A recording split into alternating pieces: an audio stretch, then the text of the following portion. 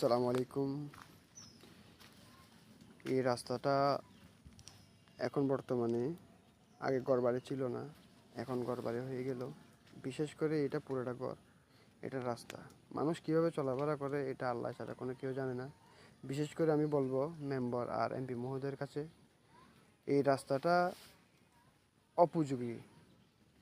আগে ঘরবাড়ি ছিল না বিধায় এই রাস্তাটা মানুষ হাঁটাচলা করতো বা চলে যেত। এখন তো মানুষ বসবাস করে, অলরেডি 3-4টা ঘর এখানে বসবাস করে। এই মানুষগুলো কেমনে চলাচল করে, ঘর থেকে বাইরেতে পারতেছেন অনেক দিন যাবৎ, এই আর কি। এখন আপনারা দেখেন, এটা একটা রাস্তা করার